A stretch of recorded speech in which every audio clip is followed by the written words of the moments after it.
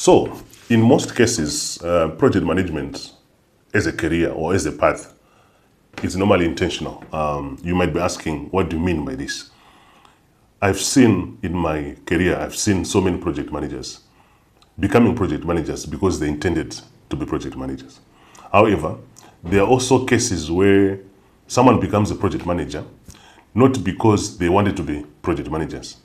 We normally call them accidental project managers, which means they ended up being project managers, but they were not intending to be project managers.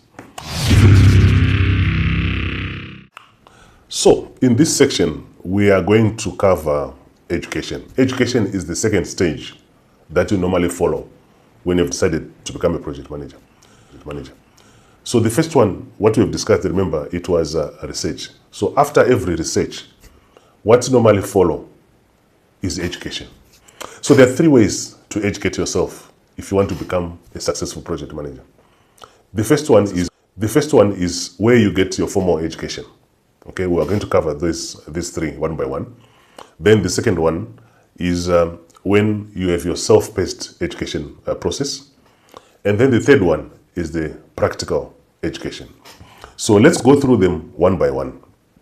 So the first formal education is when you decide to go for a class, as an example. You want to be a project manager. You attend a class to be a project manager. Say, for example, you join a university, you become a project manager or some college, you get either a degree, you get a certificate or even a diploma. So intentionally, you're learning towards project management. The other way of doing formal education is also through online courses. You can join an online course, go through the course from the beginning all the way up to the end. By the end of the course, you should be able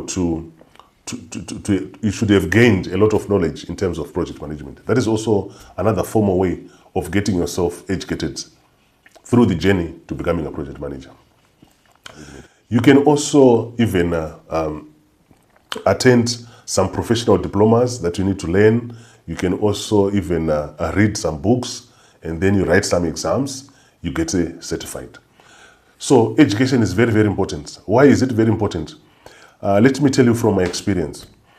There are certain cases where in a project environment, you use certain domain language.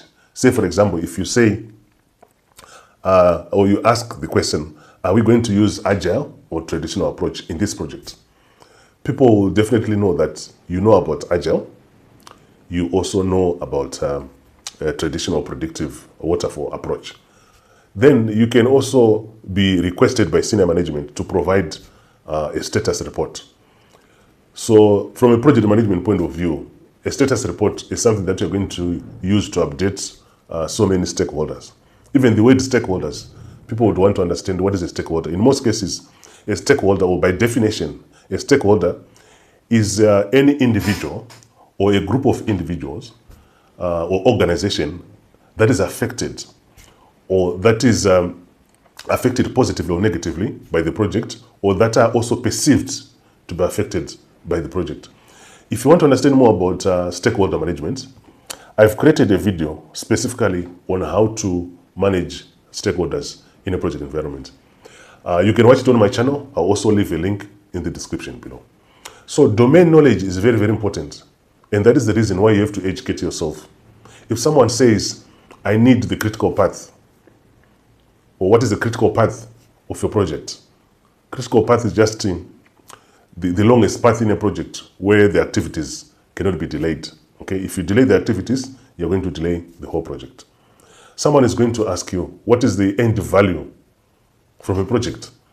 Or someone is going to ask you, what is the cost performance index?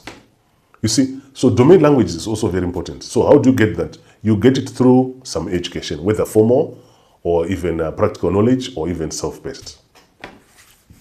I hope you're enjoying the video so far. If you're new to the channel, don't forget to click the like button, subscribe button, and the notification button so that you're the first person to be notified each time a new video is uploaded on this channel. It will also help the channel to grow. It will also help the channel to produce more videos like this one.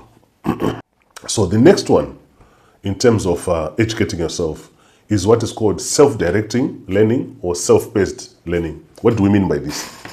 For example, this video that you're going through, you are showing some interest in project management, and therefore you are watching a YouTube video. So YouTube video is also another self-directing learning process.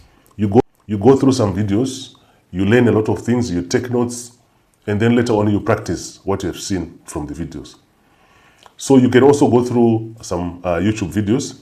You can also even read articles on blogs. Like for example, myself, I have this website or blog which I blog about project management. You can also visit it. You learn a lot from that. You can also go to someone's page on LinkedIn, for example. You learn a lot from LinkedIn articles and even some of the posts that you can get. There's also Quora, where people they answer questions. You can also go there and learn. Then the other one is to read books. For example, you can get the PM book. You read about it. You read about the Prince 2 manual. You also read about it. So there are so many ways where you can take yourself on a self-paced approach. But it's one of the process that you can also follow for you to understand the domain knowledge of project management. Then the third way of educating yourself when it comes to project management is to go through the practical knowledge. You might be asking, Oscar, what do you mean by this? So when it comes to practical knowledge, for example, you might start by shadowing one of the project managers, which means when the project manager is actually working, you sit with the project manager, understand what they're doing, even offer to do some of the work they're doing. For example, you can offer to do planning, as an example. You can offer even to do assignment of work packages. You can even offer to do work breakdown structure, risk breakdown structure, and all those things. So it's quite important that you can also shadow a project manager practically for you to learn. Okay? So how do you do that? In a project environment, in most cases, project managers, they have a very good relationships, or us as project managers, we normally have very good relationships with our team members. So you can ask the project manager, I'm interested in this, I'm not yet qualified, but I think with time I'm going to be qualified. Is it okay, maybe on a weekly basis or monthly basis or fortnightly, I just sit with you to understand and appreciate. So that's another way of learning. And I can tell you learn a lot. I've so many project managers who were former team members of my project, but now they are very, very good project managers. So it's also possible that you can shadow a project manager, then you can learn. Then the second one is you can even offer to do small projects, okay? What do you mean by this? If there is something, organizational environment or business environment, or even at home, and there's a project to be done, very small, which means you don't need to be very much experienced. You can offer yourself to do that. I can tell you, experience is the best teacher.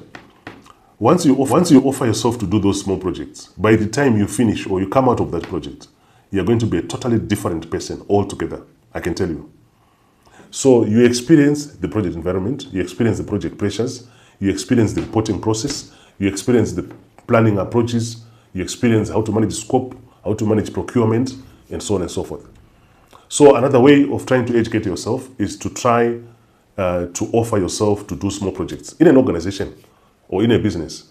I can tell you there are so many organizations, they'll be quite happy that someone who is not even a project manager, you might be even junior, for example, is interested in doing this. They will also give you an opportunity, okay? As long as you have a sponsor or a senior person who is also working with you, you can also make it even with your first project. So it's quite important that you do that. Yes.